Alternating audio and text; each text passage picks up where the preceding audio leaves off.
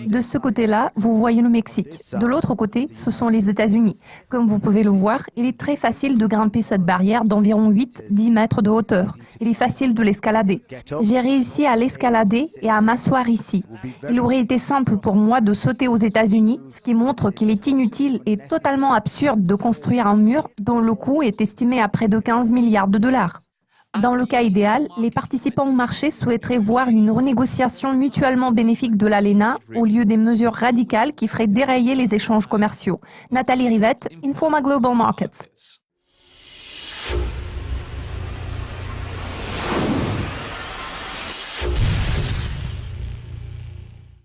Il est de notoriété publique que la Banque centrale mexicaine a tendance à suivre la politique monétaire de la Fed.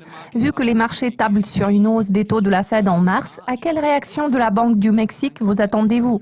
Quelles sont vos prévisions à court terme sur la paire dollar américain-peso mexicain?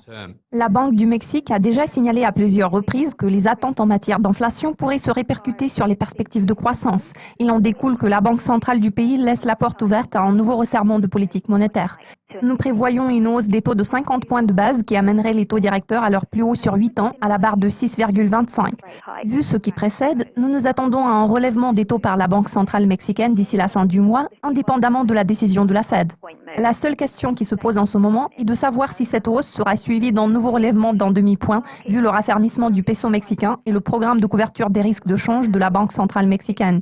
Le marché est en train d'intégrer cette mesure dans les prix. Nous tablons sur un relèvement des taux de 50 points de base le 30 mars, ainsi que sur un relèvement des taux par la Fed le 15 mars. Le peso mexicain est susceptible de reculer en réaction, mais sa baisse sera de courte durée, compte tenu du fait que ce mouvement est complètement intégré dans les prix.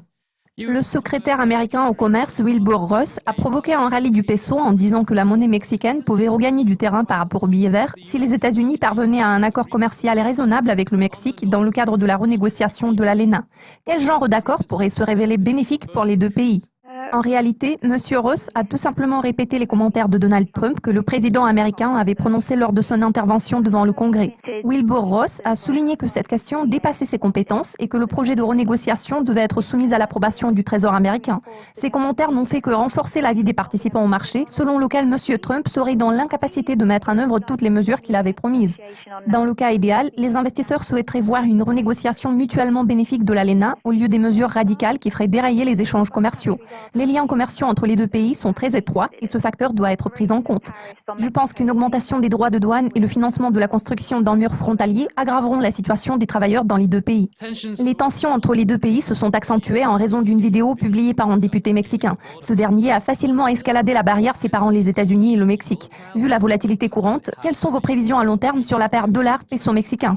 Malgré un certain refroidissement des relations bilatérales, je tiens à préciser que les tensions actuelles semblent être moins graves que celles qui ont été observées entre les deux pays au mois de novembre. Cela a conduit à une accentuation de la volatilité du peso au cours de cette période. Pourtant, la situation s'est quelque peu stabilisée depuis lors. La paire dollar-peso est susceptible de continuer à réagir à tout commentaire concernant l'évolution des relations commerciales entre les deux pays.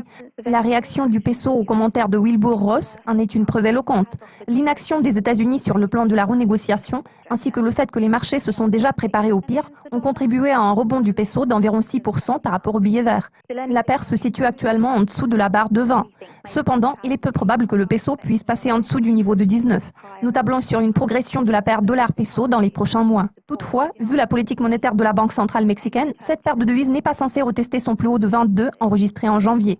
Nathalie, tous mes remerciements pour vos commentaires. Restez à l'affût de nos mises à jour régulières sur Dukascopy TV. À la prochaine!